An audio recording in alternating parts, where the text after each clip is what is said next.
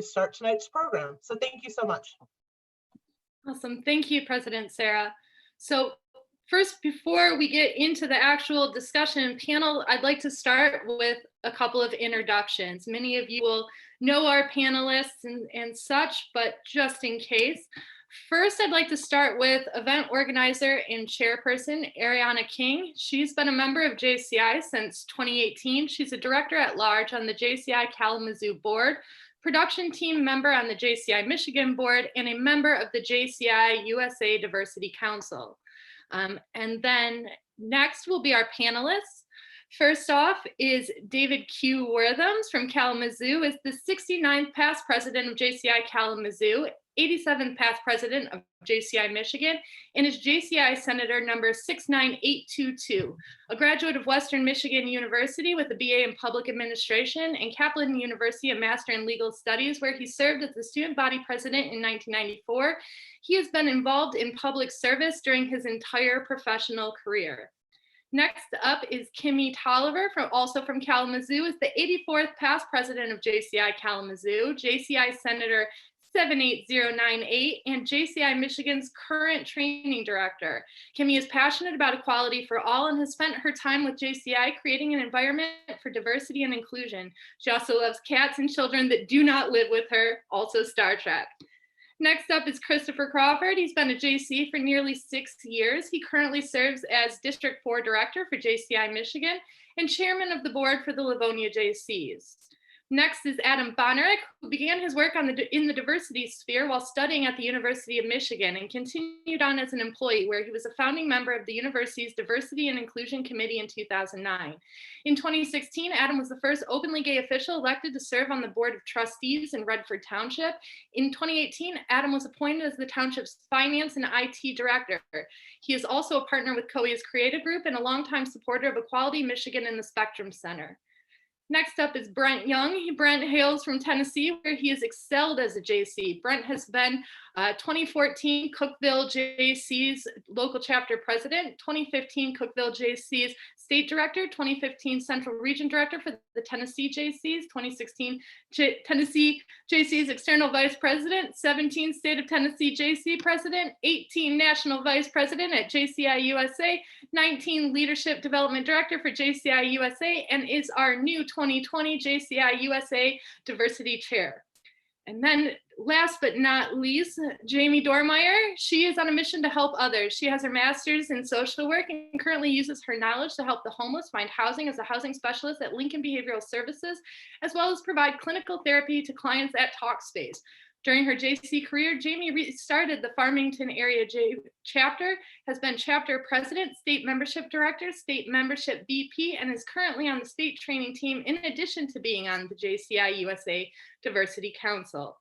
So welcome to all of our panelists. I also want to introduce right now, although you will hear from her a little bit later, Jennifer V. Kurland, who's going to lead the discussion at the end of the pre-prepared questions. Jennifer V. Kurland has been an activist for environmental and social justice for 20 years. She has a degree in public affairs from Wayne State University, has served on president of her local school board, and was the Green Party candidate for governor in 2018. So as you can see, you look forward tonight to an illustrious panel of experts in the diversity sphere. And with that, there's just a few housekeeping notes before we start the actual discussion. First of all, before we even get started, I want to let everyone know Brent Young will have to leave a little bit early due to a prior engagement related to his role as the new USA Diversity Chair.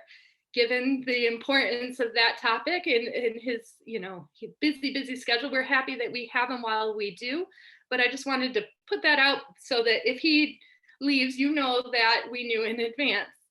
The format for this evening will be as follows. We'll start out and I will ask each panelist to weigh in on a pre-prepared question. Every panelist will have a chance to answer. We'll then open it to 1 or 2 questions from the audience as time allows. Please put your questions in the chat at that time and we'll select a few. And then we'll move on to another question. We're going to try to keep that part of the panel and that the pre-prepared discussion moving. And then hopefully around 7:45, we will be done with those questions and we will open it up to general questions, in which I'll turn it over to Jennifer Curlin to lead the discussion at that point. In the meantime, if everybody could leave their mics muted except for our panelists, we will go ahead and get started. So the first question for our panelists is, how does addressing diversity increase opportunities in leadership? And with this one, I will ask Mr. David Rhythms to start us off this evening. Well, thank you, everyone, for being a part of this discussion, and I, for one, am looking forward to hearing what my fellow panel members have to say about the questions that we have before us, and where our discussion will lead this evening. I think diversity is very key for the leadership opportunities that we have within our organization. Pretty much at the end of every JC event that I've been involved with, there's a line about the brotherhood of man.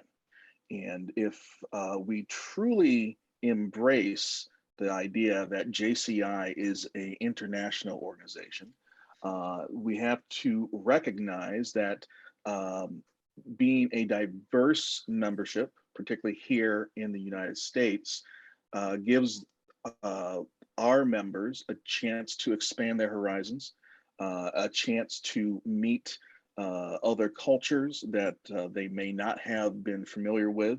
And in doing so, they will learn a little bit both about themselves, about the other cultures, and then they'll bring that back home here, sharing that knowledge with the rest of the organization. Sharing knowledge, I think, increases our ability to be true leaders, increases our chances to be true leaders in this organization, in the international organization, and in the world in general. So the more we address diversity, the more we embrace the fact that we are believers in the brotherhood of man, transcending the sovereignty of nations, the more those leadership opportunities will develop for us all.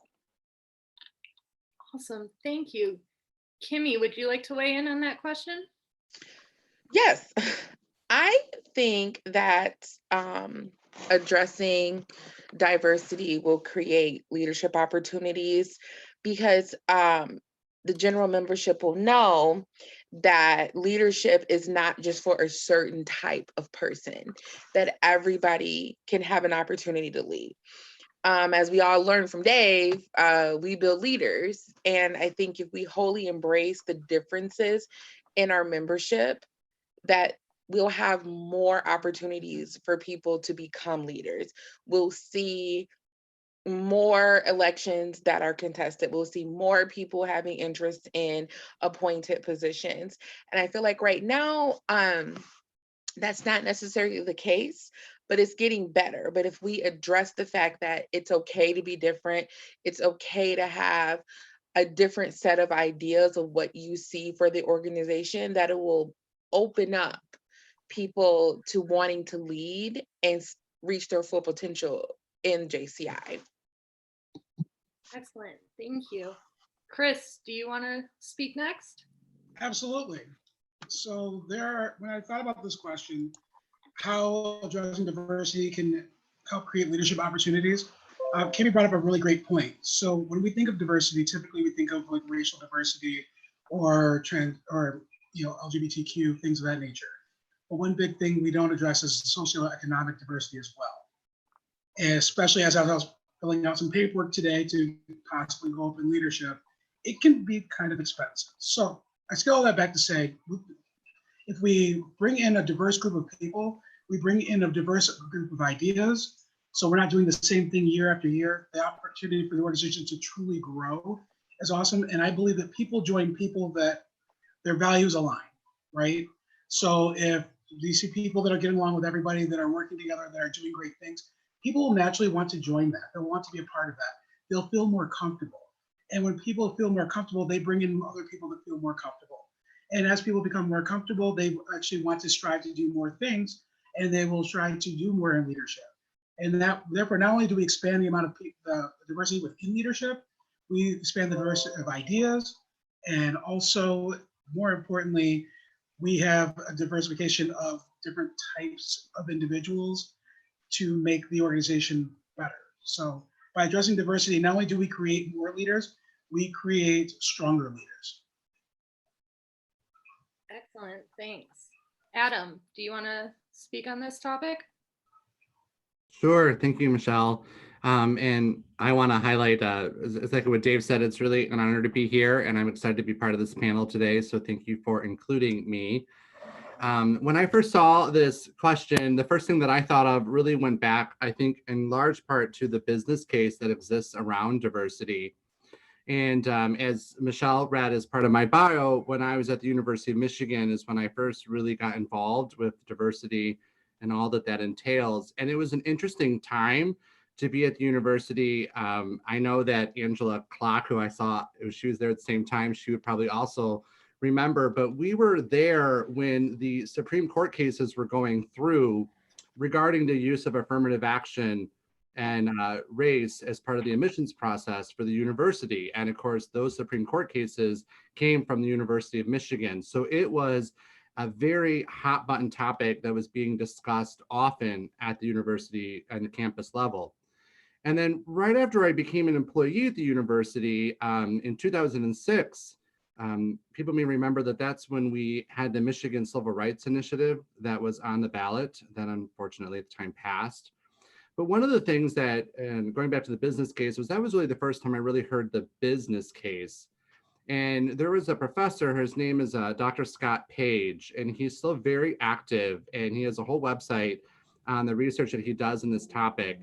And his specialty is game theory.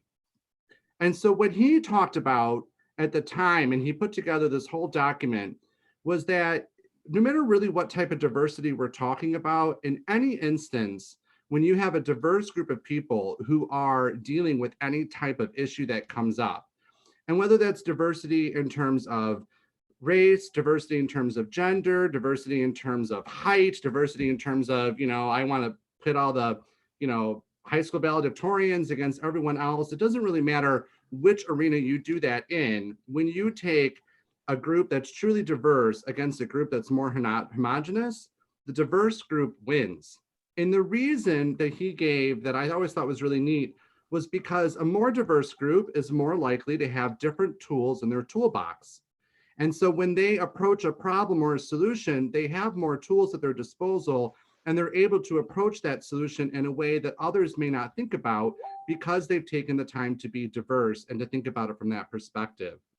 And so when we think about that in terms of leadership, I think there's that element there where we know that a more diverse group from that point of view is more able to adapt to difficult situations. And then as a leader, I think then you get the experience as a leader of what it means to lead a diverse group of people and people who do not necessarily look like you or think like you. And that's a good thing, because together, if we can harness all that energy, we can get so much more accomplished. Thanks, Adam. Brent, would you like to speak on this topic? Yes, let me unmute myself. Y'all hear me? Yep. Okay, thank you for having me on. So I said, by addressing diversity and letting it be known that we are an organization that embraces and strives for that, it will hopefully lead to inspiring members that believe in these ideals to step up into leadership positions and make sure diversity stays a focus and becomes the norm moving forward. Let me repeat that, becomes the norm moving forward.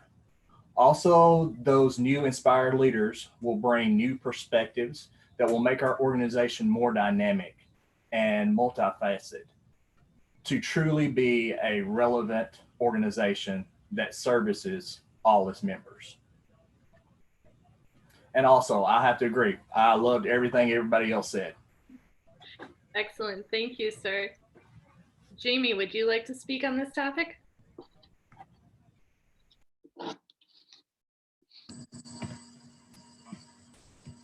So kind of piggybacking off of what everybody else said, but a big portion of why we're JCs is to learn skills that will take us into our futures. And so if we spend our time in a group of similar thinking people, it's not preparing us for what the world is going to be like the rest of our lives in our jobs and other groups that we may join after we're too old. So like Adam was saying, the benefits of being part of a diverse group is, the learning that you do get from that. And so not only is the group taking tools from different people, those are things that once you learn someone else's tool, you can put it in your own toolbox and take it on in the future. And so, in your leadership positions, you become a more diverse individual by spending the time with people that don't think like you, didn't grow up like you, don't live somewhere like you, don't look like you. And it just makes you a better rounded human being in general, but also a better employee and leader for your positions that are outside of the JCs as well. Excellent. Thanks, Jamie. So I don't see a question from the audience, so I'm going to go rogue and ask a question of myself, and this is for any of the panelists. Do any of you have a particular time in which, in your experience being leaders in the diversity sphere, that you felt that your leadership capabilities were increased due to, your work on the team or the people around you? And do you have an experience you'd like to share with the audience tonight? I see Adam nodding over there. He's at my top. So feel free, Adam, jump in. I think I'm muted. Well, the first thing that I thought of when you said that was having the experience a few years ago to serve JCI at the international level and serve as an international vice president. And that was so eye-opening and so many different levels, right? To be able to travel to all these other countries and meet with these members from all these other places around the world who share the commonality with us that they're members of JCI and that they're young active citizens trying to accomplish something. But because they're different people, because they live in a different place and in different countries, it just completely broadened my perspective of what the possibilities were. And I know for me, when I came back from that experience, I felt so much more empowered to be able to talk to other people. Like my concept of what the box was had completely changed. And so it changed my perspective on what was possible. Excellent. Thanks. I have one I'll share. I was going to say, I'm scanning my gallery, so thank you, Kimmy, for jumping in. 2019, I was on the membership team with Jamie as the membership vice president, and she allowed for myself and Jocelyn to have focus on what we wanted to do to serve membership. And mine was belonging and inclusion. And I think it really helped me grow my leadership style because it wasn't something we'd ever really focused on before. But I was able to take the ideas that I had and have had for so long and bring them to the board and kind of talk them out and find ways to present things from a perspective of a person of color. And also I was able to partner with another member to put on a training that I think everybody enjoyed. So as I started transitioning into training director, I felt a lot more empowered and a lot more confident about bringing that kind of message to the whole entire membership. Excellent. Thanks for that. Here's somebody else.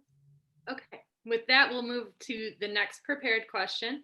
Like I said before, if anybody from the audience does have questions or follow-up questions for our panelists, please feel free to put them in the chat. In the meantime, the next questions for our esteemed panel is, how does addressing racism within the organization, so whether it be microaggressions or confronting known racists, how does that improve our membership in both recruitment and retention? So I'm going to mix up the order a little bit. Adam, do you want to answer that one first?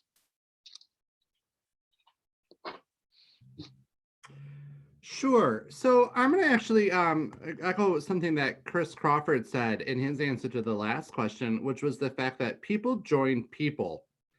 And when I was thinking about this question, something along those lines, I think that really, I think, gets at the core of this, in the sense that if we want people to stay in our organization and join in our organization, then we have to give off the sense that we are people that they want to join. And if we're going to be effective at doing that, then we have to make sure that we are people that it's clear that we are open to diversity and equality and inclusion, and that we don't look the other way when things happen that are not conducive with those values, because people join people. And I really think that's a big part of what we have to focus on there, is the fact that we really do need to make sure that we're addressing things like microaggressions and known intolerable behavior that may occur. I do think as part of that, and as members of JCI, a big chunk of that, of course, is also education. I know people who do not, I can tell you right now, don't know what a microaggression is. So if you don't know what a microaggression is, then how are you going to necessarily, we have to get that understanding through before we can even have the conversation of, and how do we address the microaggressions that you're giving off? But at the end of the day, we need to address those things because people join people. Excellent. Thanks, Adam. Brent, would you like to weigh in on this one? Okay. Yeah, this one is a really, really good question. I believe by addressing these aggressions within our organization and by letting it know that these will not be tolerated, we will gain more confidence and trust with our members, which hopefully will lead to more active recruiting. The reason why I say that is because we can establish that our organization is a safe place for all people that are open to different perspectives and also ideas. Also, I hope that we see an increase in the BIPOC that we already have, stepping up into leadership roles, because now they feel supported, and above all, they feel safe with our organization. Excellent. Thank you, sir. Jamie, you want to be up next? So I guess I want to start by saying, white people, it's our job to say something. It doesn't matter if the person that something was said about or said to is like, oh, nope, it's okay. That's not how that works. It's our job, and it's our job to educate each other. And I think that's something really important to recognize. We're not trying to bring in a more diverse group of people to teach us how we're supposed to be acting. That's not how this works. And so if you don't understand, come to someone that looks like you, me, Jennifer Curlin, someone outside the organization, read a book. It is not people of color's job to teach you how you're supposed to act. I grew up in an area that was all white, and it took time for me to learn things. So no one is expected to automatically know things, but there are certain people to ask the questions of, and there's certain people that you don't need to be asking questions of. And so I think that is important to address. And when we are speaking up to other people, it's important that our leadership also sees that just because the person that the aggression was towards says it was okay, that doesn't mean that person needs to remain in this organization, because everybody else knows what happened. So, you know, there's reasons why there's laws for things like domestic violence, where the person that was a victim no longer has to agree to report and press charges, because people don't always feel comfortable coming forward and saying, yes, I want something to happen to this person that has hurt me in whatever way it is. So for me, I think that we need to be standing up for people, even if they're not completely comfortable standing up for themselves. Excellent. Thanks, Jamie. Dave, do you want to weigh in? I think this is one of the best questions that we've had tonight, and frankly, of the three pre-programmed questions, I think this is the most important. And I want to go back to something that Brent said. Brent used the word trust, and frankly, in anything that a person does throughout their life, trust is pretty much at the foundation of that. Trust is vital in everything, whether it's a negotiation, whether it's teamwork, whether it's running a business, whether it's a relationship, whether it's a marriage, whether it's serving in public office or being a leader, a public leader, what have you. If there's no trust, then there's going to be a very low chance of success. And particularly in America, and particularly in this organization, people are looking for success. They desire to be around people and places and things that make them feel good, that make them feel as if they can be successful. It's kind of like that unseen part of Maslow's hierarchy. It's that arrow leading back down from once you get to the top, it leading back down to the basic things that you need. Organizations that don't address, at the least, the overt racist will create the question in someone's mind, why do I even want to be here? Why should I make this a priority? If I can't trust you to protect me, why should I even bother? And if you can't answer that question, you're not going to be able to answer that question without establishing that trust. And until an organization addresses, like I said, those overt actions, which then ideally leads you to the covert actions, and the line of thinking that so-and-so can only go so far in an organization because they're Black or they're gay or they're a woman or what have you. Until the organization deals with that, it's not going to be successful. So true. Thank you for that. Chris, do you want to speak next? Yes. So I've been thinking about this question a lot, and I want to present it as a two-parter. There's an issue and there's an opportunity. So we're talking about how addressing racism can actually affect recruitment and retention. I don't know if you guys have noticed, but over the last 6 years that I've been a member of this organization, I've seen many people of color come to conference or come to other events. Heck, I brought my two brothers and a bunch of people to World Expo of Beer. They were Black and brown. The way they were treated is the reason why they just never come back. Now, I'm one of the people that stayed and is vocal, but the majority of people that have dealt with these microaggressions, whether it's for being trans or for being Black or for being brown, they just leave. And that's why you don't see people come back. That's why you see the same 3 or 4 of us at every single state conference, because everybody else that comes, something happens, things get reported, nothing gets done, and they don't come back. So I've been asked by my friends over the last 4 years why I'm still at JC, like my friends are people of color. And I say because I'm trying to make a difference. So that affects directly recruiting. I can't recruit any of my friends of color until we get things turned around because they really will not come. And the same with retention. Like I said, most people, when they have an issue, we had a member of my chapter walk away because of issues. She's just decided, you know what, it's not my job. Like Jamie said, it's not our job to teach people how to treat us properly with respect. And to David's point, it's all about trust. If I can't trust the people up top are going to do something when I say that I've been victimized, instead of questioning it,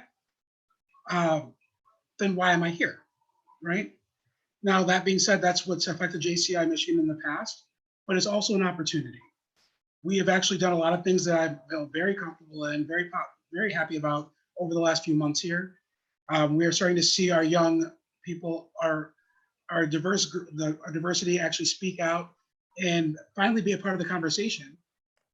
In the past, when we had issues with race, we would bring in somebody white from the outside that was an expert, but not actually let the people that were actually victimized speak on it.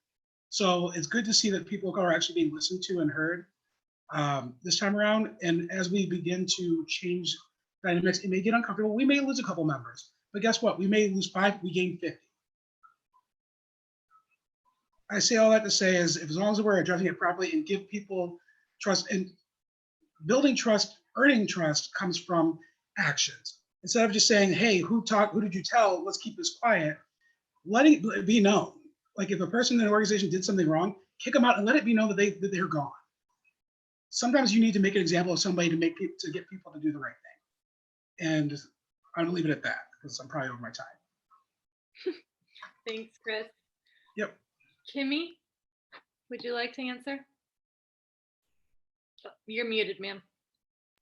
There we go. Sorry. So I think that what's important to me as a person of color is that when issues happen that are racist, sexist, microaggressions, that it be addressed and addressed openly. What bothers me is if we all know something's happening, nobody says anything openly, and it seems like nothing is getting done. If we want to retain and recruit a diverse set of people, they have to feel like they matter and that they are important.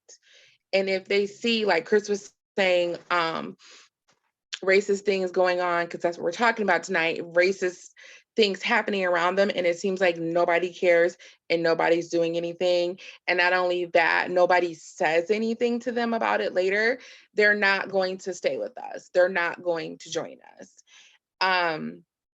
So I think that because we are taking the steps to be open about there being issues and being proactive about wanting to try and make it better, it will help our membership trust us more. I think we have a ways to go, but I do like the fact that even tonight, everybody feels open enough to bring their issues to this Zoom and say them, whereas maybe 6 months ago, that might not have been the case. Excellent. Thanks, Kimmy. So we actually have 2 questions in the chat, but they both have been kind of, the panelists have sort of started to answer them. So I'm going to combine them into one follow-up question.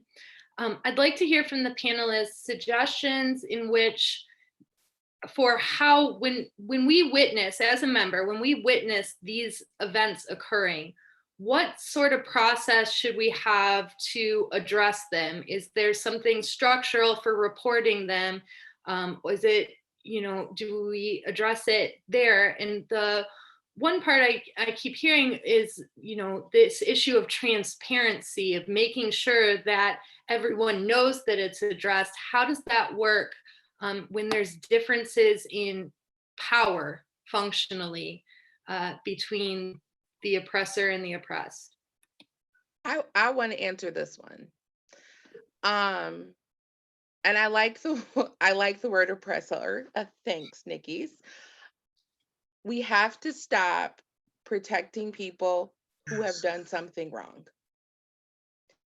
We have to stop telling them that they're wrong, telling them they need to change behind a closed door, and then the next conference, they're there like nothing happens. When something happens and it is serious enough where someone feels like they need to report it to a board member, it needs to be addressed openly so that it doesn't happen again. And it needs to be addressed in a way where the person it happens to doesn't feel uncomfortable coming to a conference again, because that's what happens. Somebody who you perceive to have power over you does something horrible to you, says something horrible to you. In your mind, nothing happened, and the next thing you know, you're supposed to stand up for them and cheer and clap during a lineup. So I think being transparent is the best way to go. If they're embarrassed, then they probably should be. I see Let me Chris. follow up on that. Oh, go ahead, Dave. You first, and then I'll let Chris go. Thanks. I think, going back to something Chris said, this is an opportunity for the organization to show that it's addressing it, show that it's building trust, but also showing that it is helping people individually and grouply improve. I've always been a big believer in something that, all right, warning here, I am a Catholic, so I'm about to go Catholic on you, Mike, just heads up on that. So one of the lessons that Christ taught is when you are dealing with someone who has wronged you, go to that person, say, you wronged me. And if they don't change or restore what has happened to you, then you grab somebody else and you go to that person and you tell them you've wronged me. And if they still don't restore or change what has happened, then you bring everybody involved. You bring in the whole assembly and you say, this is what happened. You wronged me. How do we restore this thing? And if that still doesn't happen, then you kick them out. And I think the same thing needs to happen here, because it'll be both transparent and it will also be restorative, ideally. I think in our organization, we have to take it one step further. And we have to say, I don't care if you are a senator.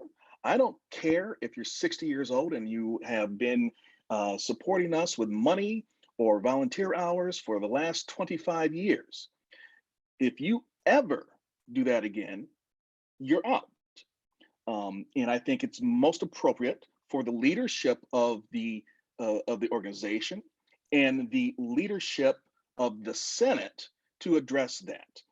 And that's where I think we've been lacking. There's not been a lot of action from the leadership in the Senate. And there's been some action from leadership in the organization, but definitely the Senate's been lacking. And until we start saying, I don't care if you're the 87th past president, I don't care if you're senator number 1, you're done if you do that again. And don't be afraid to pull that trigger. Don't let them call your bluff. Do it. Excellent. Thanks. Chris, I'll let you go because I saw you nodding, and then we'll go to the next prepared question. So one of the things that is huge is transparency, right?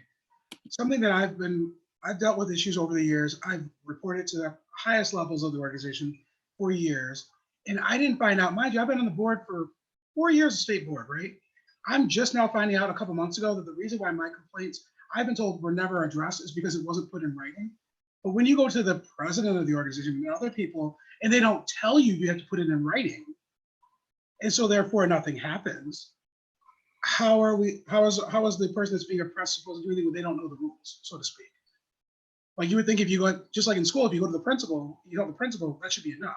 I shouldn't have to know the process for filling out a formal complaint and then taking it to the superintendent, or that type of craziness. So that's one big thing, because we do protect the people at the top. The first thing that always happens in these situations is, well, who did you tell? Oh, okay. Well, maybe well, they didn't mean it like that. Well, you don't really know them like that. It's not like really that. Those are the big issues. Like, it's not the fact that people aren't reporting. It's not that people don't want it reported. People do want their stories to be told.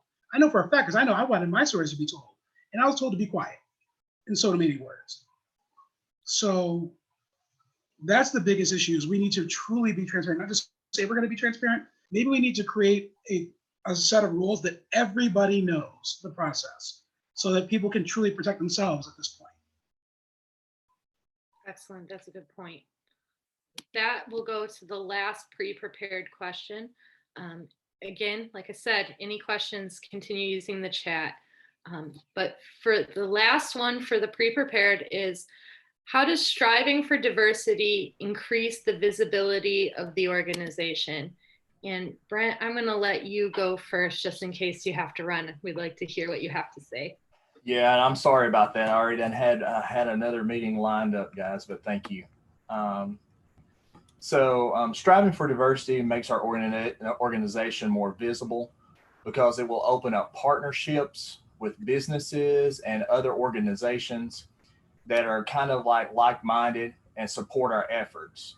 Hopefully it provides a pipeline of engaged members that will make sure that these initiatives are continued,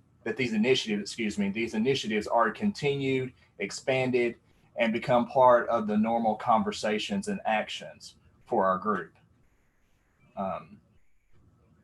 I always hope that diversity is something that is on the top of mind awareness of everyone. It's different, and I will say this really quickly. I have stayed in leadership. I've tried my best to stay in leadership with this organization. And it wasn't necessarily because I felt that I was necessarily talented or that, there was just something outstanding about me. Don't take that wrong. I stayed in it to encourage others. I remember whenever I was a little boy, I used to play with wrestlers. Okay. I had Hulk Hogan and I had the WrestleMania kit, and I would go back and forth. And I would always ask my father for Junkyard Dog. Junkyard Dog, if you don't know anything about wrestling, was a black wrestler. Well, he saved up, and finally I got that Junkyard Dog. So I could see myself finally being a wrestler. So going back to the point of leadership in this organization, I stay in leadership because I want other people of color to know that you can obtain this. If you strive for it, you put in the works, you get out in your communities, you can be whatever you set your mind to be. So thank you for that question. Excellent. Thank you, sir. Chris, would you like to speak on this one?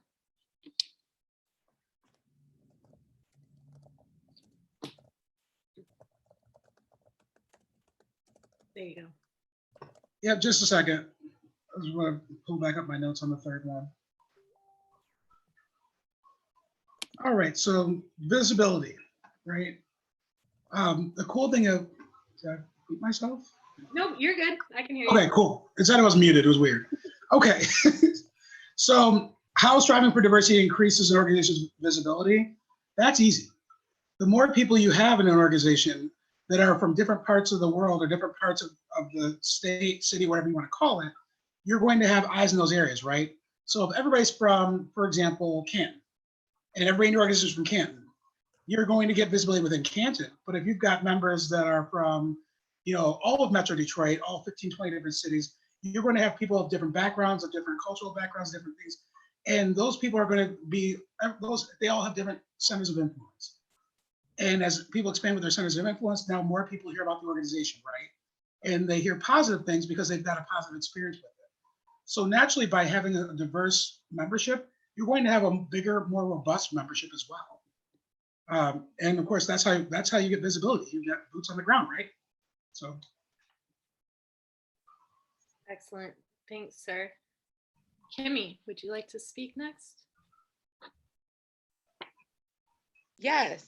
I think when Ariana and I were talking about what we wanted to discuss tonight, one of the things that I thought was really important, can you hear me?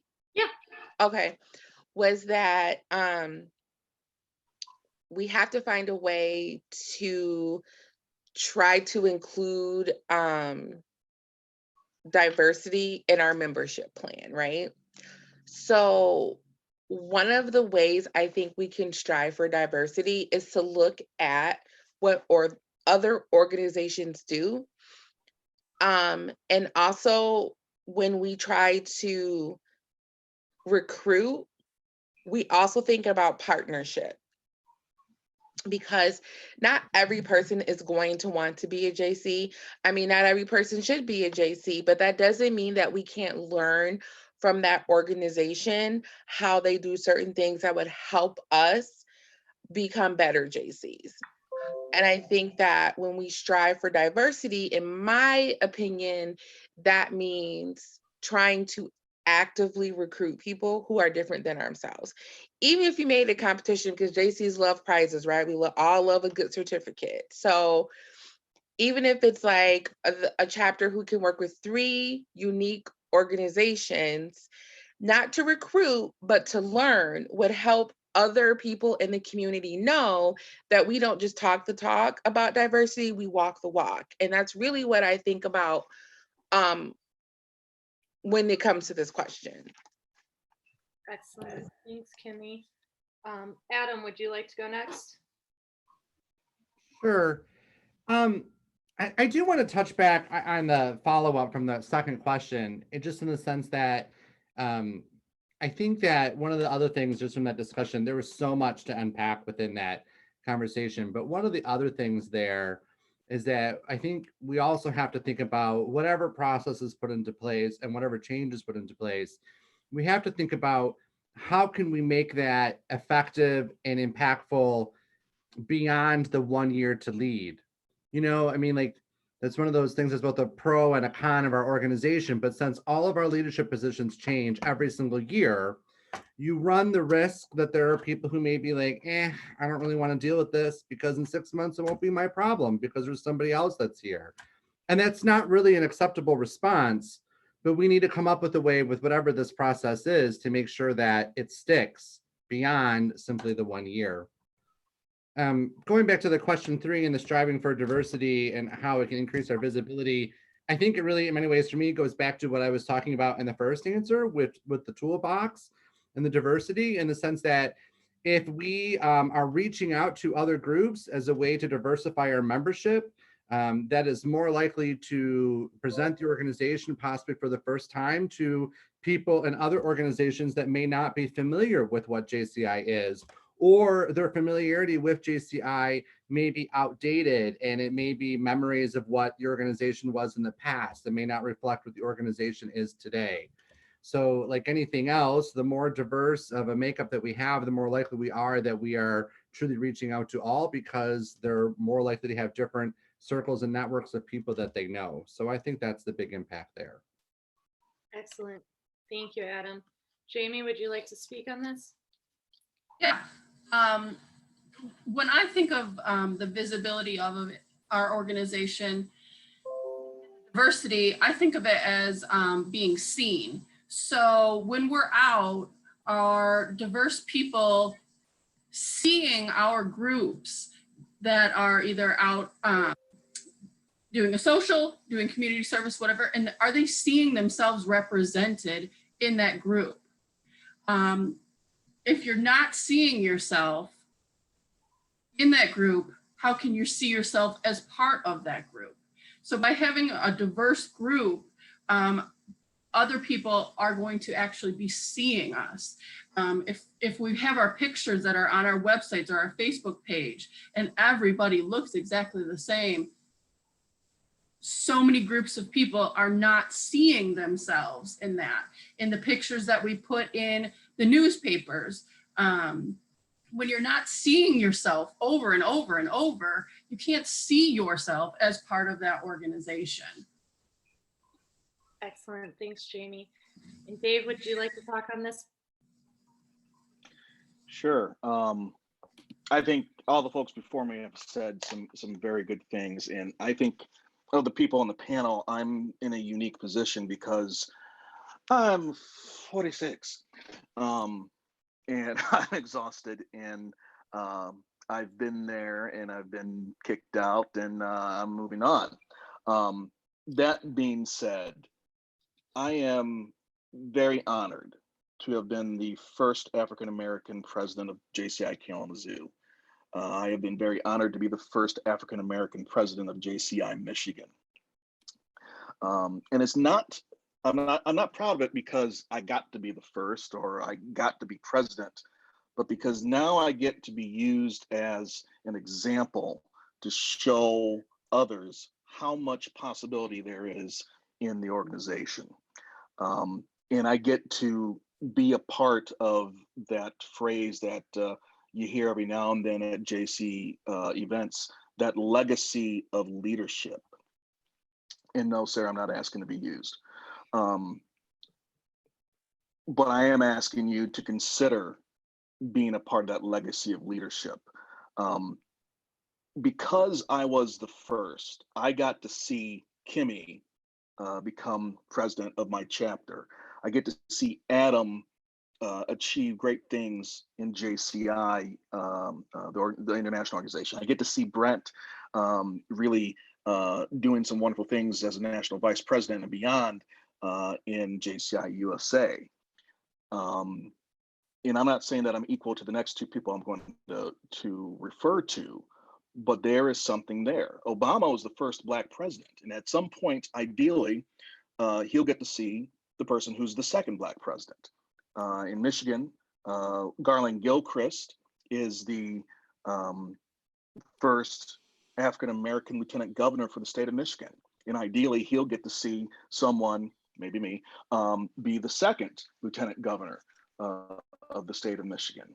And when we can show people that it is possible, going after your dreams is possible, then really that empowers the individual and the collective reality that is to come. I'm going to leave you with one other thing, because I would be remiss if I didn't throw Hamilton in here somewhere. Those of you who have seen Hamilton will know what I'm about to say when I ask the question, legacy. What is a legacy? It is planting seeds in a garden you never get to see. And for African Americans, for people of color, we're building our legacy today, because if you do our ancestry, we can't go back that far. But there are other people in the organization who can. And so those of us who are making strides ahead in this organization and in business and in this country today, we're building that legacy for our great-grandchildren. Maybe we'll get to see them, maybe we won't.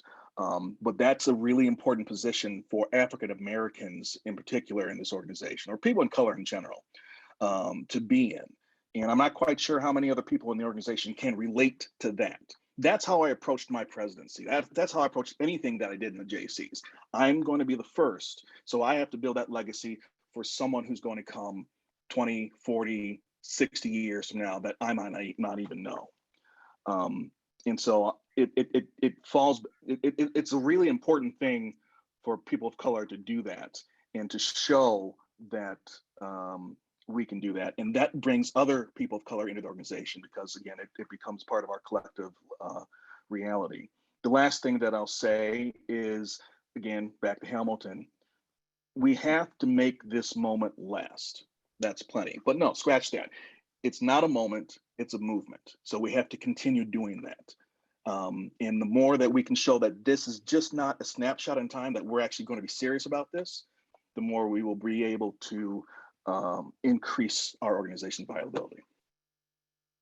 Excellent. Thank you so much. And then we have a question that came from the audience. He said, while panels like this are a great step forward, why does it seem as the JCs or the organization is always late to addressing issues, specifically diversity here?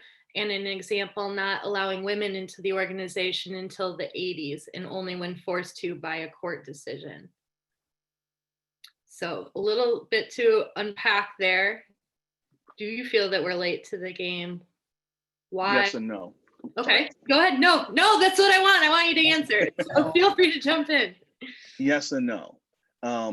If I had been asked that question 4 weeks ago, I probably would have said, well, I don't know why we're so late. This has been a long time coming. This is way overdue. But in that time, I've had a chance to see other organizations and see how they're struggling, and some are actively refusing not to step into this area, this issue. And I think, unlike what happened in the 80s, when the Supreme Court forced us to admit women into the organization, I think we are a bit ahead of the curve on this one compared to other national organizations in the United States. It's not and I'm not talking about the Nikes who put out a commercial or what have you, but I think when you're looking at the nonprofits, we are really letting our age group express how important this is, and hopefully other people will take notice of that. Excellent. Thank you, sir. Does any other panelists want to jump in on that one? I think it's lack of knowing what to do and how to do it. When the incident happened with George Floyd, and basically what I consider, again, because I've been watching a lot of Hamilton, to be like a revolution starting, I didn't feel like we were slow to make a statement. But like Dave, now looking back, I feel like it's a big topic to take on. And sometimes you have to be, to quote Heather Harris, for those of you who know her, you have to be a Spock, not a Kirk. And you have to think about what you're going to say so it's well thought out and you can make an action plan. So I don't think that we're late, Doug, even though I do get your point and appreciate it. I think that we didn't have the structure in place to address it in an appropriate way. And I feel like now we are building that structure. So this conversation never has to stop. And my hope is that year over year, we unpack many, many topics that we need to address. Excellent. Thanks. I would, if I may, I would agree with that. I think it's, I don't think we were necessarily late in 1984 because there were many organizations in 84 who did not allow women into the organization. We were the ones that, we were the ones that were taken to the Supreme Court. I mean, that decision led to most of the Title IX acts and rights that we have today came out of that Supreme Court decision. So I don't know that we were late because there were certainly many other organizations that hadn't even begun to address that topic either. And in this instance, I'm glad to hear that like Dave does not feel that we're necessarily late to this conversation, because my first reaction would have been that we probably are late to the conversation, probably at least in part because we're not as diverse as we should be. And so therefore, I don't know that we're feeling the impacts of it as much as we would have been or should have been if we were a more diverse body currently. But one of my concerns related to this, that's the larger concern, is I'm really glad we're having these discussions. And I think the discussions are really important, and of course. But one of our obligations as members of JCI is that we say that we want to be the organization that's going to unite all sectors of society. And I get concerned at times that too often we do things that are in a bubble. Even something like this, while it's great and it's on Facebook and we've invited, all the other JC members from, all over the place, it's still, for all intents and purposes, an internal discussion. And we really should be, I think, striving as part of that movement element, right? If we want to make this moment into a movement, part of that should be, how do we become more ingrained in helping lead this discussion on a larger scale outside of just the JCI Michigan organization? Excellent. Thanks, Adam. With that, I'm actually going to turn it over. Those were our pre-prepared questions for our panelists. Thank you all so much for participating and answering. With that, I'm going to turn it over to Jennifer Curlin to manage more of a question and answer discussion section. So hi, everyone. How is everyone doing? Thank you guys for participating today. And thanks to the hosts and Kimmy for allowing me to help and participate. So I'll start I've been writing down some of the questions that have been coming up, and I kind of have my own suggestions. So I'll start with those while you guys can kind of get your questions. And feel free, don't just ask me questions or ask questions that have to deal with just the questions that were brought up today, the pre-prepared ones. I think this is a really important discussion, and I'm glad that it's continuing to be ongoing. So one of the questions was suggestions on how members can report incidents of racism and microaggression, and should it be spelled out, and how to make reporting have a solution. And tying that into the how can the organization build trust that has already been broken. So, some of the suggestions have been, an individual board member or creating a new position, either elected or appointed.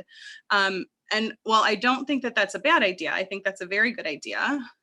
One of my suggestions would be creating a longer term, small group of people, like a diversity group that people can sit in for longer than a year.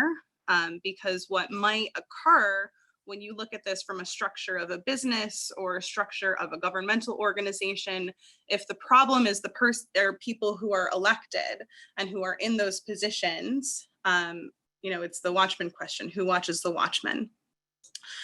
So if there is a way to create a group of people, a panel of small people, 3 to 5, that would be a diversity group, that would be the people that could bring down some kind of authority. And potentially including up to possibly stripping people of their senator number.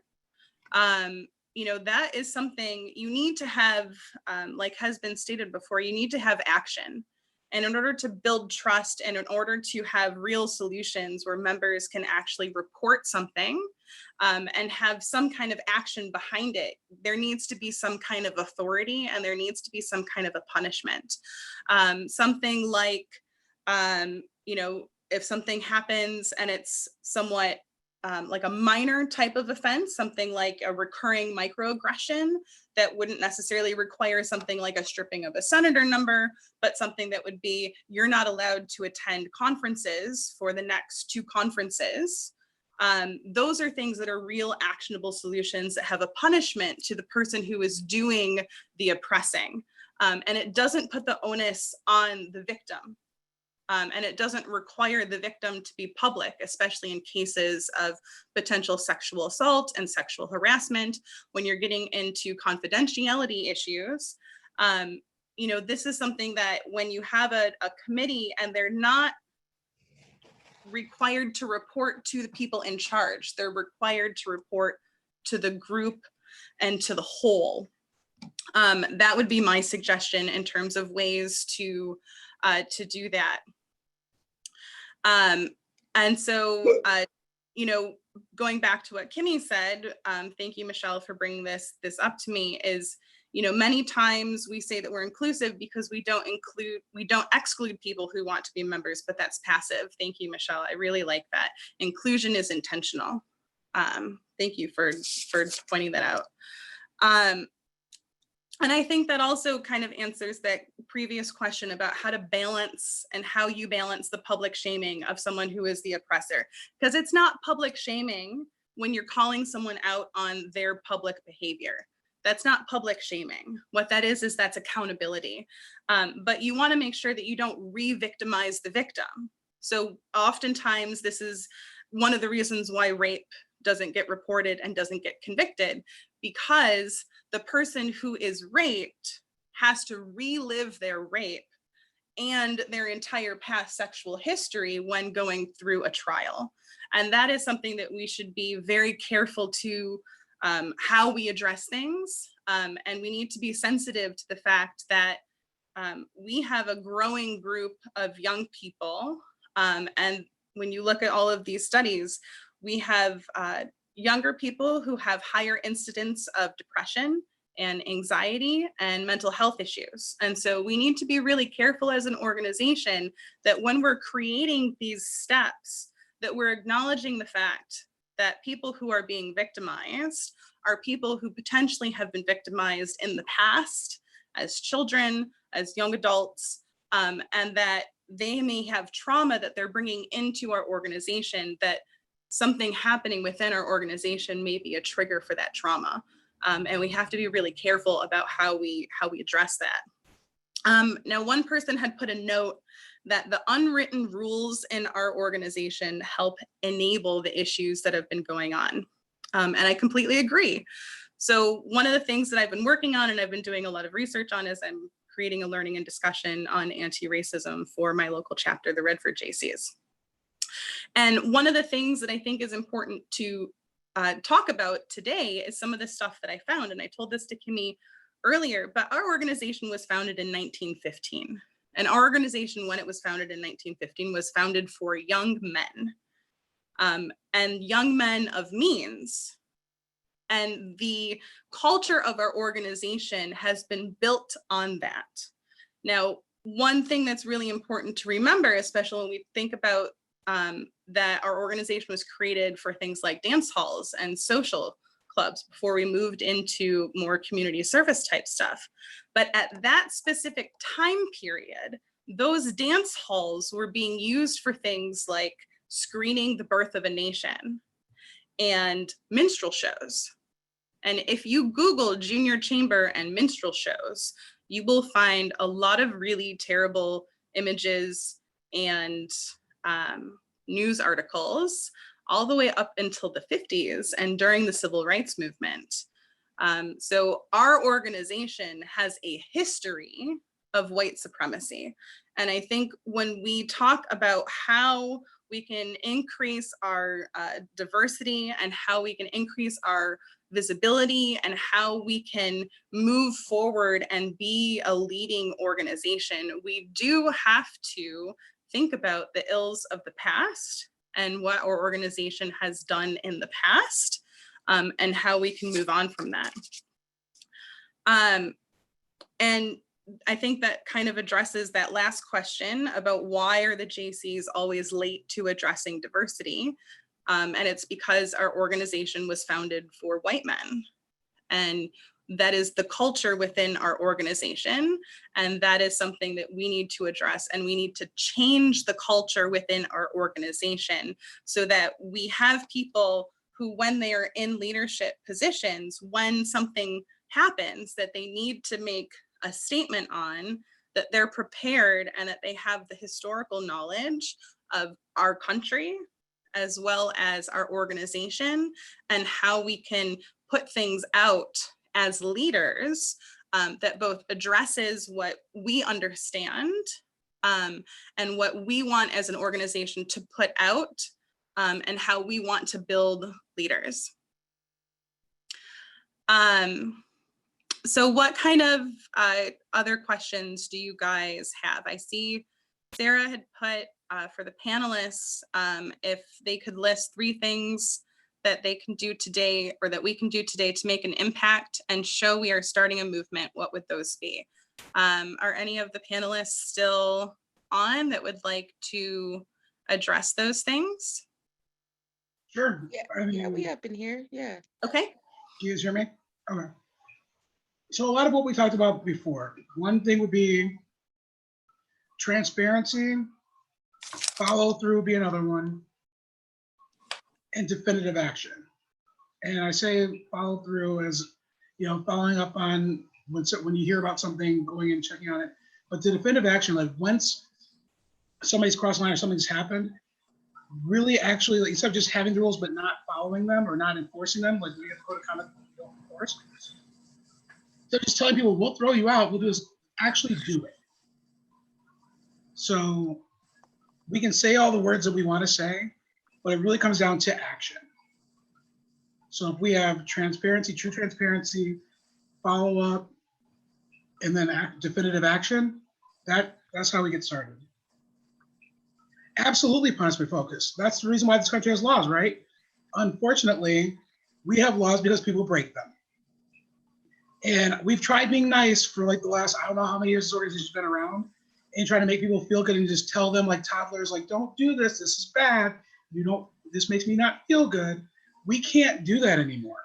At some point you have to say, you have to be accountable for your actions. You signed a code of conduct when you join an organization. We will not stand for this. So yes, it should be punishment focused at this point. I disagree. I think punishment has to be a part of it, but I think the focus needs to be education and improvement. I think that's why the penal system in this country is so destructive, because we're looking for punishment, as opposed to doing things that brings these people back into society as productive members of society. So I think one of the things that we need to do, instead of just crying for action, is to say specifically, here's how the process is going to work. I've seen that there's a lot of discussion about coming up with a committee to take in complaints and investigate complaints or something along those lines. And I think that's good. But I think where we have a lot of conflict is I don't recall seeing many aged out members or anyone from the JCI Michigan Senate board on here tonight. And maybe I missed it. I could be wrong, but I think in our next open forum, your panel needs to be President Sarah and President Tanina. And let's have them answer questions about how they address what's going on with those overt racists that we have in the organization. Without having Senate buy-in, we're just going to be spinning our wheels because a lot of the conflicts come from senators. True. We also, and if, as we're having that discussion, finding ways to educate those folks, I think that'll be very key. Lastly, I want to say thank you, Jennifer, for sharing the history of the organization, because that was actually some stuff that I didn't know. And I'll be doing some Google searches later tonight. So thank you for that. History is very important. We have to know our history if we're going to make changes. And if so that you're not going to relive the past, right? True. Yeah. We have to make sure we learn those lessons from the past. My three things, I guess I kind of saw Sarah's question as like actionable items. I would say the three things you can do to show that we are making this a movement: do something that makes you feel uncomfortable. When I first joined the JCs, we always would hear about public speaking, how you just have to do it. This is a safe space to do it. But if you don't truly do something that makes you uncomfortable, you might not quite understand what it feels like to be the only in a room. So even if it's something as small as if you see what you perceive to be a confrontation, asking one of the people, are you okay? You want to tell me what happened? That will make a difference. 2, listen. And when I say listen, I mean actually listen to hear, not listen to respond. I do feel like a lot of times, for me personally, when I've been speaking about how I feel and how something affected me, the person I'm talking to is trying to listen to me, to respond to me, and not hear what I'm saying. And 3, remember why you joined. And then remember why you stayed. We say that a lot when we're recruiting, but it's important because there's a reason that you chose this organization, and you have to remember what made you choose this organization. And then you share that with people. Because if we want to make a change, we have to let everybody talk about why they're a JC. Even if it's something as simple, you wanted to, I don't know, you saw cute girls and you thought maybe you can get one, but you stayed because you really like the trainings. It's important to remember that when you're angry with the organization. And those would be my 3 things. I did want to address the education thing again. So it can be exhausting when every time you look up, you're trying to educate people. It'd be one thing if you only deal with it once in a while, but if you've been doing it for 6 years, it gets old. And at some point, somebody needs to be held accountable, not just the person that's victimizing, you need to explain why they're being a victim. Like there does need to be some type of accountability where actually, like at some point, like we're gonna actually show that we're not gonna take it anymore, because this just keeps happening. So while we can say educate all you want to, I'm not a teacher. I'm a financial advisor. I did not go into this to teach everybody every single time, just to treat people the way you want to be treated, which is what I was taught as a kindergartner. So it's not about punishing people per se, but we do need to have some teeth into things so people stop misbehaving. I don't think that's a bad thing. I think for it, when you're talking about creating a movement, a lot of what everyone's has been building that trust. And a big part of this is going to be creating trust again. And to build that, one, I think that our, you know, call it a good moral character code in the bylaws needs to be very clear. I don't agree with you, Dave. This is not our job to teach people how to act properly and treat each other properly. You know, and especially we have people that are doing things that are considered against the law and they're allowed to remain members. That's not our job. And when they're doing something that's making a collective group uncomfortable, you're losing 10 people that were uncomfortable to try to teach one person how to act appropriately. And I just don't think it's our responsibility. Now, is there varying levels? Sure. And that's why, you know, I was excited that Kimmy wanted to do, you know, and focus her time last year on belonging and inclusion and teaching things about diversity. But I think there needs to be a very clear line of where you're being taught and where it's not acceptable, whether the person that has been, you know, pressed is asking for the people to be removed or not. That shouldn't be their responsibility.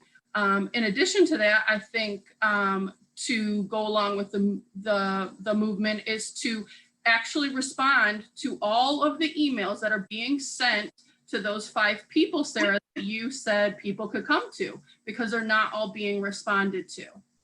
And last, I think it's important to like we said, we're not trying to put people on blast, but when an entire group of members know something happened and now it's been years and they're still waiting to hear if anything's going to happen, not only are you re-victimizing the people that have had to experience it, you're re-victimizing everybody that knew that it happened.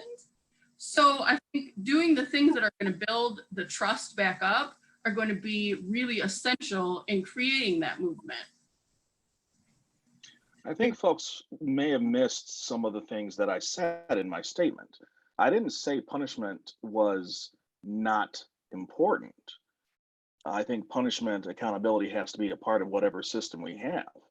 But the impression that I got from both of Chris's statements tonight is that punishment is the key. Punishment, a pound of flesh is what he was looking for. Now, I don't think you get a lot of progress or improvement in an organization by taking a pound of flesh for everything that happens. I think it has to be appropriate to the violation. It has to be appropriate to the action. And based on that, it's got to be educational. And while I appreciate, Chris, you're saying that's not at all what you were saying, that's how you came across to me. And this is brother to brother.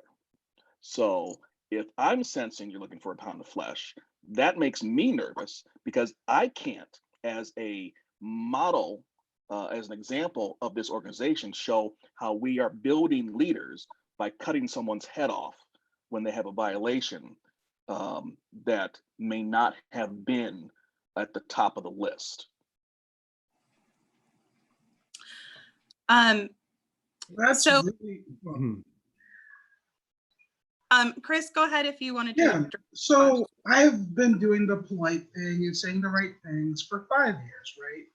And being the model, you gotta understand, I grew up always being the only Black person in every room. I grew up in Garden City, Michigan, where people burn crosses on my lawn. I've dealt with racism my entire life. I've been polite about it my entire life. And the problem is, when you continue to do it, people feel like it's okay. And yes, you may be hearing some heat in my voice because for 6 years, I've been paying to be part of an organization that when I need people to have my back, I don't feel that way. But the other thing is, I have friends and family on the other side, on the outside, questioning my Blackness as to why am I even a part of this still? That is a bigger issue, brother to brother, because that happens to me all the time. Remember, I basically live in Detroit. Careful, Chris. So it's one of those things where a lot of people question, what are you doing? This organization has a history of being racist. They have these other things going on, and then I brought people to it and they've experienced these things. And I tried to educate. And you're right, after 6 years now, I'm angry. I'm a little angry. And I would like to see something done. That's why I'm still around. because I do want to help make change. But I feel like unless people see that it does hurt, that I am a little angry, that they don't take me seriously. Because for 5 years I was super polite about it and nobody ever took me seriously. So that's maybe why there's a little bit of heat on me tonight. All right, So brother to brother, Chris. I'm just going to step in real quick, Dave. I'm going to give you the floor. I just want to step in real quick, and I just want to make the point to everyone that's kind of like listening today, is that it is important to note for all the white people in the room that the experience of Black people is not the same for all Black people. And so I just wanted to make that note as you guys are having that discussion, so that everyone knows that this is not like a racial discussion between you guys two when we're saying brother to brother, that this is an issue of the lived experience of people who are Black, and that the lived experience is different for everyone. Okay, Dave, go ahead. No, and I appreciate that, Jennifer, and I think that gives a good reminder. I just want to say that I have been in this organization for 19 years, and I have been called a nigger, and I have been called someone who has not been allowed to move forward because I am Black. And I've lived in West Michigan my entire life. So don't act like I haven't experienced racism in this organization. And don't act like I'm not pissed off just like anybody else. But I'm not calling for a pound of flesh. I'm calling for us to understand the history of the organization, to learn from it, and to change. And for those folks who refuse to change, then kick them out. That's not why they should be in the organization. This organization is to build leaders. This organization is to teach people. This organization is not to take a pound of flesh because someone offended you. It is to address them when they walk in wearing a hood, or they walk in wearing a Confederate flag, or they call you a nigger. And notice I used the R on that, brother. That needs to be addressed. But if you're here asking for the organization to create a system where we are looking for blood, I ain't going to be a part of that. And I don't think there's a lot of other African Americans who would be a part of that either. Because that's not how you I was asking for a pound. Did I say asking for a pound of flesh? That's how you get revenge. But that is not how you get success. If I wanted revenge, the people that have been an issue, I could have gotten rid of, and I chose not to. I mean, it wasn't the right thing for the organization. I kind of feel like I don't want you guys to fight. And I mean, it's fine. Like, maybe you guys can not fight and talk offline. Just because I know there's a lot of people who want to ask questions. I don't want to like stop the dialogue, but no, he can have us one. Chris. So I'm gonna step in real quick, and I want to take what both of you guys kind of said and kind of give my kind of interpretation of it, which is that when we're talking about accountability within the organization, we don't want to punish people for their ignorance. And we certainly don't want to punish people for like a first offense. And we want to make sure if there is some kind of a punishment that it fits the crime, quote unquote, right? But we do need to make sure that there is some kind of accountability, because there are people who have made members uncomfortable and who have done things like other people were saying, sexual harassment, other issues. And these are things that all organizations deal with. When I was president of my school board, these are things that came to us. And so these are very delicate issues and very delicate questions. And I'm sure when we get into like the meat of making, policies and creating the next steps to hopefully create a panel of accountability or a person of accountability, or however the organization decides to move forward with this, that we ensure that, that there is accountability, so that there is some kind of a punishment, but that we're not just going after people to punish them.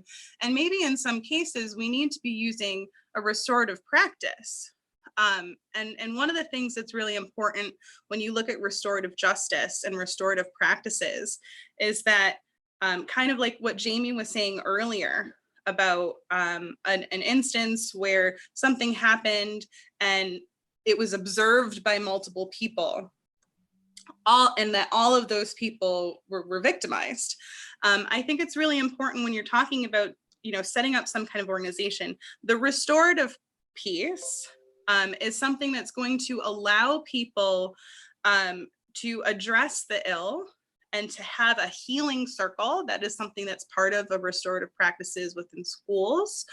And you address the person who did the ill, addresses, and the people who were victimized also address. So it's a healing kind of a circle, and something that the organization can do in some cases as a whole, and in other cases in smaller circles. And these are things that there's well-documented ways of doing these things, and there's ways of putting our own tweaks on these things based on the needs of our organization or your local chapter.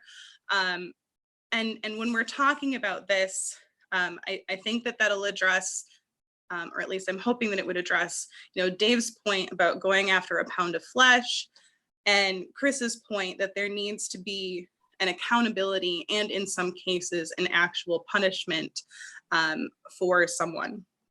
I did, as I'm looking at my notes, I did. Can I ask a question? Yeah, go ahead. So I kind of, in some ways, wanted to go back to one of the things that Jamie brought up, which is that when we're talking about education, and we're talking about obviously a wide range of things, right? I mean, it's one thing to talk about microaggressions. It's another thing to talk about, talk about like sexual assault, right? Those are not on the same level with each other, and how we address them. And I don't disagree that I don't disagree that it is not our job necessarily to do that education, but if it's not our job, whose job is it?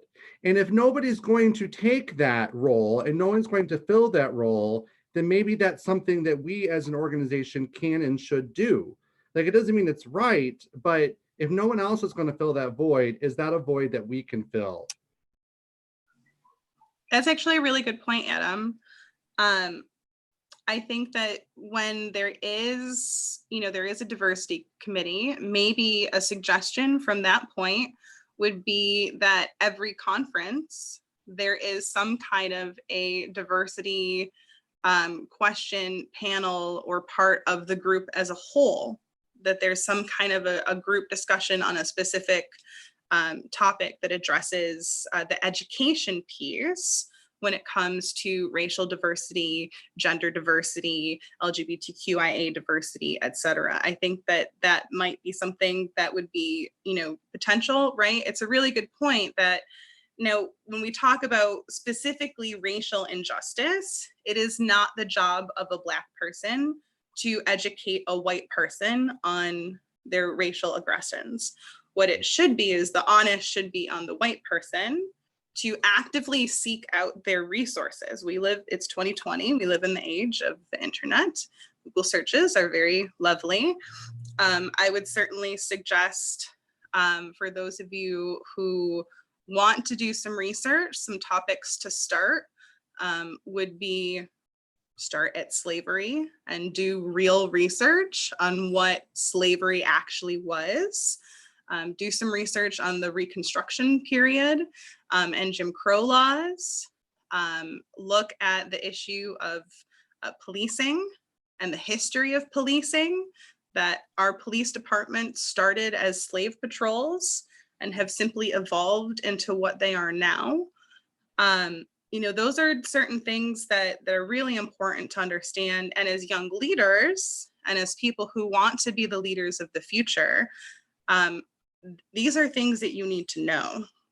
And you should know them because you want to seek them out, and not just, know them because of what you learned in high school. Because I will tell you 100%, I don't care what high school you went to, if you went to the most prestigious school in the entire state, your education from your public or private school education on the history of racism in our country is wholly incomplete. And I think the note that I wanted to kind of bring back from earlier was someone was mentioning that the amount of money that our organization expects of our members hinders our organization.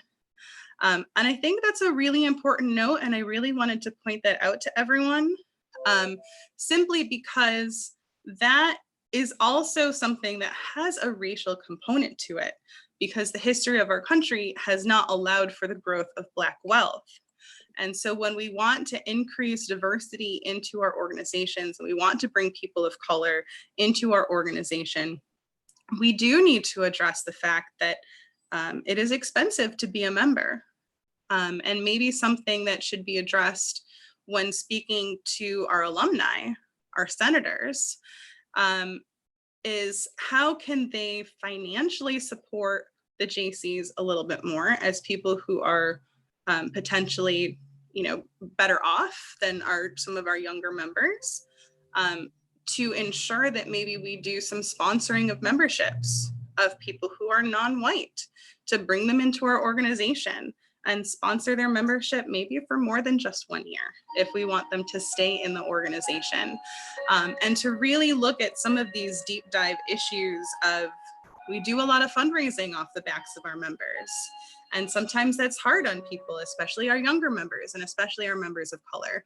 And so I think that that's a really important component of our discussion on diversity in our organization, is how do we make it more affordable for someone who may be low income, who may be a low income specifically person of color, to bring them into our organization and to keep them in our organization.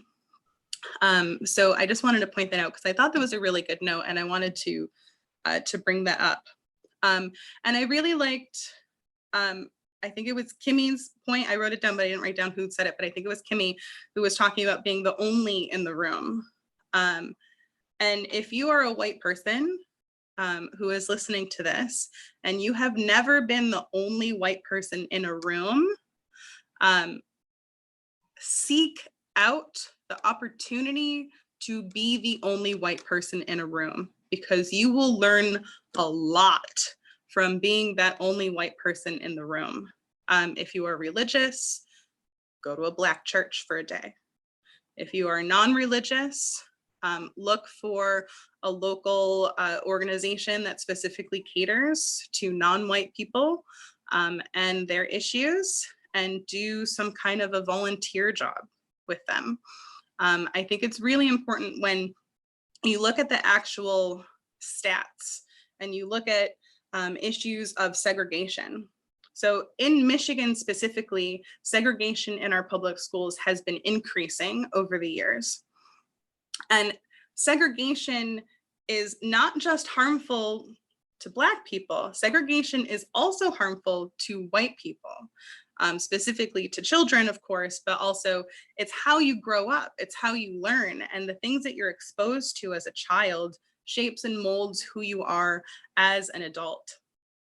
And those things are, just really important to discuss. And I see that the chat kind of blew up, so I'm going to take a peek at the chat. So there's a couple questions that have come up. One of them is that, what are some other organizations that we could reach out to connect with in order to take more action and learn more about racial injustice? So there's a lot of organizations out there that are currently working and have been working for years and decades on racial injustice. I certainly would suggest the NAACP, NAN, a local Black Lives Matter organization. I know there is an active Black Lives Matter in Lansing. In the Detroit area, there is Detroit Will Breathe. Those are the organizations that are currently in the streets and have been in the streets for weeks, protesting against police brutality. And those are organizations that have been working on racial injustice issues for a long time. Depending on where you are in the state, I would say it is more than likely there is at least some organization in your local community that is working on racial injustice. If the organizations that I mentioned are not available in your local area, you guys can certainly reach out to me and I can help connect you to someone. There was, and that's a question for the panel as well. If there's any diverse groups in communities that can help us experience more diversity. Does anyone on the panel have any suggestions on groups to connect with in your local communities? The NAACP is always looking for young and active people. At least in Kalamazoo, I should say, they're largely older people who would love to meet some young people who are looking to be active. They're a great resource, and they are a good education source as well.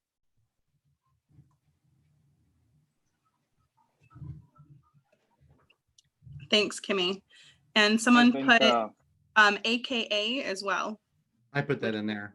I know they're really active. So that's a traditionally African-American sorority, and they're really active over here. And there's, I know there are others, because I have friends who are really, but I'm just blanking on what some of the other Greek letters are, but there are quite a few that are out there that are always looking to partner on events.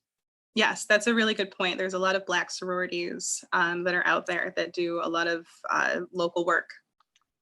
And I know that the deltas are really starting to move, particularly in Southeast Michigan. That'll be helpful. But also reaching out to minority economic development organizations. I can think of the North Side Economic Assistance Organization here in Kalamazoo. Other you know, the Black Chamber of Commerce, folks like that. I think that could be beneficial, at least attacking the issue from a business point of view. And I see in the chat that there's a lot of discussion about how we can make things more affordable for our chapters. Angela had posted that in Lansing, they asked past presidents to make donations for members who might not be able to join because of financial issues. And the pressure on attending conference, which is mad expensive, says Nikki, which is absolutely true, especially when you put in, you know, hotel costs as well as the conference cost itself. And Mr. Worthams put adding a phrase to our website that maybe says scholarships and sponsorships available on the membership page to address the issue that Nikki had put about showing people off the street that there are resources to help. I really like those suggestions. Now, what Nikki had also put was, how do we teach older members, especially our white members, to listen and respond without defensiveness and justification and excuses for their actions and behavior? And that's a really hard question. And I'm gonna say that in some cases, it is not going to be possible to teach some of those older members to listen and respond without those excuses and defensiveness. Some people are opposed to personal change. And in some cases, there's no way to do that. But I don't want to say that that means that nobody is able or willing to change. My dad was born in 1941, and I have had conversations with him throughout, you know, the past about certain things that he said that have been racist. I think it starts when we talk about teaching older members and white members. I think it really starts at home first. You know, learning to talk to your family and addressing your family. And I'm not saying going to Thanksgiving and going to your, you know, racist uncle and starting like a family thing. I'm saying with close family members, when something small comes out of their mouth that you know is racist, instead of letting it slide, have that discussion. And being able to have that discussion first with people who are family that you know that you can have those hard conversations with is going to help everyone be able to start being better at holding people accountable in the moment. So when things happen in front of you that are racist, if you are in a group of friends and someone says something racist to the one Black person that might be in your group of friends, as an example, you know, being able at that moment to call out that friend without making it uncomfortable, not just for the group, but also for the one Black person who in some cases might just want to sit back and just take it so that it doesn't become a bigger issue and they don't become a target. And so that's a way to kind of, I think, practice how to confront racism. I would suggest to start at home and then to move on to your close friends.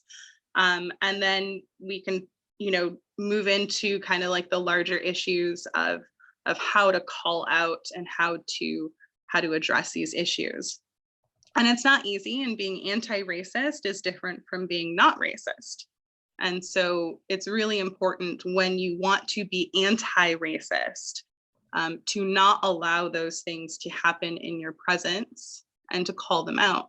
And I've had to make those things, in some cases, I had to do them at a board table on public record. And so, you know, it's those kinds of things that you learn from addressing them in smaller things. But I think also, you know, having older members and talking about this is really going to have to be within, you know, those circles, right? So there needs to be someone, like how Dave was saying that the Senate should be invited and we should be speaking to the president of the Senate. I completely agree. You know, there needs to be, within the older members, there needs to be people who are within those circles who are willing to call out those actions and behavior and have those discussions. Dave had put reaching out to communications professor at your local college who can come in and talk about communication theory and how defensive talk may be detrimental to that. I think that's a really good suggestion, especially when you are addressing some of these issues on a local chapter level. Look at a local community college. If you are in the Metro Detroit area, Wayne State University, you know, in the Lansing area, you have Michigan State. In the Ann Arbor area, you have U of M. In the Kalamazoo area, you have Western, and you've got Eastern, and you've got Ferris. And to note, I want to put out when I said Ferris is that Ferris State actually has a museum of Jim Crow laws and signs and segregation. And if you're in the Metro Detroit area, the Charles H. Wright Museum is a really good resource to even just take your chapter and take people to, you know, really actually learning. Autumn had put joining a Facebook group, Livonia Citizens Caring About Black Lives. And I was asked to help wrap up because we are hitting about 2 hours and I don't see any other questions or suggestions. I hope I addressed them all. I'll give one last call. Is there anything else that anyone wants to bring up or address? If not, go ahead. I was just going to say, just as the wrap up here, I really love all of this, and kind of going back, I know I've stressed the education piece a few times here, and I think, you know, we could have a training. I love Dave's idea about what defensive talk is. We could have a training on what are microaggressions. We could. I know there are people who, if you say something like implicit bias or implicit, they don't know what that means, and so we may be able to create a space where we can have those sessions and talks with people in a way that they don't necessarily feel like they're being attacked for having those questions. Because so often, you know, right or wrong, so much of the conversation seems to turn into an us versus them. And that's we don't want it to be an us versus them. We want everybody to get onto the same page. And to do that, it does involve being uncomfortable. And I completely support that, but I think there's a way for us to do that within the construct of the trainings we do online and within our conferences that might really be able to address many of these topics. And there are a lot of resources out there for you guys locally. The National American on the Smithsonian African American History Museum has a lot of resources for free online to help you guys with some of these things too. So that's also a resource out there for you. And I know that there's a lot of really good stuff out there if you guys just do a Google search on microaggressions. Even if you just do an image search and you just pull up some of the images that kind of give you some lists and some really good visuals on that. Does anyone else on any of the panels want to say a last thing before we wrap up? I just want to say that thank everybody for participating tonight, and remind people that race is not an easy issue to discuss.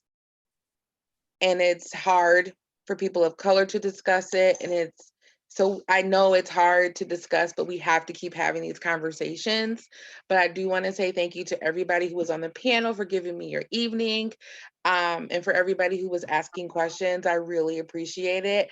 I'm always scared that when I do these things, it's going to just be like me and like my one friend. So I really appreciate everybody coming out. Well, I want to thank Kimmy and Ariana and the whole committee for putting this together. Opportunities like this, I think, are very important for us to not just have a discussion, but to learn from one another and to know that we are each going through this moment, this movement together. And I am glad to have been a part of it. And thank you all for being here this evening. Anyone else? I have one thing to say. Go ahead. Hi, everybody. I had to join late. I was dealing with children, but I'm really glad that I hopped on. I just wanted to say, as membership vice president, that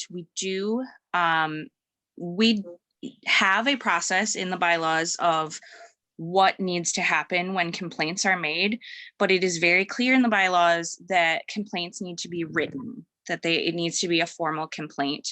And I know, as someone who has made a formal complaint, it can be a very lengthy process and somewhat difficult. I am well versed in the subject, and I just wanted to say that if anyone ever has anyone that is not treating you with dignity and respect, and you need help making that formal complaint, that I am here, and I am willing to help guide you and help you get to where you need to go in that process. My best advice is, if things are happening, write them down and make sure to just keep, even if you don't share it with anybody, but writing it down is key to getting complaints formally put in motion. And always here, and I love you guys, and thank you so much for the panel for putting this on. And can you give your contact information or how people can contact you? Yep, CZ Pickleman at JCI mi.org. You can also reach me on Facebook in any which way you want to get a hold of me, email, Facebook. Thank you, Carol. So with that, it looks like in the chat, people have been discussing about upcoming different events for district or chapter events dealing with this conversation. So I encourage our state board and local chapter presidents and communications people to look at what you guys can do to continue this conversation locally, because local is really important for how we can address these issues and really tackle them head on in a way that we can really make some positive change. And so with that, I will just thank you guys for letting me be a part of this panel and this question and answer. And you guys feel free to reach out to me as well. I certainly would love to be a resource for anyone. You can contact me by phone. My Google number is 313-349-3929, or you can find me on Facebook, Instagram, or on Twitter. My ats are Curland4MI. And I will turn it over for a last comment to President Sarah. So thank you, Jenny. Thank you for everyone who participated today. So just a couple of quick things I want to mention as far as events that are coming up. So I would appreciate if your chapter is having an event or your district is having an event, make sure that you're posting that in the Post It Here so that we can make sure it's getting out to all of the members. Even if all members aren't on Post It Here, we can then share it into the local presidents' pages and things like that, just so that we make sure that everybody's aware. You know, as I've said multiple times, the blessing, one of the hidden blessings of the COVID situation is we've got a lot of virtual stuff going on, so people can participate with chapters from across the state without leaving their homes. And I think especially with this topic, it's very valuable. One in particular I want to mention is that I know JCI USA is going to be doing another panel discussion from the diversity group. I don't know if the date has actually been released yet, but I have heard rumors that it's going to be the first weekend in August. So as soon as I have confirmation of that, I will make sure it's shared to everyone. And if you didn't get a chance to watch the first one, I would highly recommend that you go to the JCI USA Facebook page where it was recorded and watch that. It was a full day event. We had lots of JCI Michigan members participating, not only as speakers and panelists, but in the open discussions. And we do have more open discussions coming forward. Thank you everyone for the time that you've spent today on this. It's an important topic. It's a topic that has a lot of emotion tied to it, and I know that. And so I appreciate everyone's contributions tonight. Thank you again to Kimmy and Ariana for putting together today's event, and for all of our panelists and moderators and everything, and for all the members that joined today. I think I've taken probably 4 pages worth of notes of things that we should, you know, be taken into consideration. So I hope everyone has a good evening, and we will see you all soon. Unless Kimmy or Ariana, do you have anything you would like to say? All right. No, ma'am. I said no, ma'am, no, nothing else. All right. Well, thank you all and have a wonderful evening. Thanks. Bye, everybody. Bye, everyone. Bye-bye.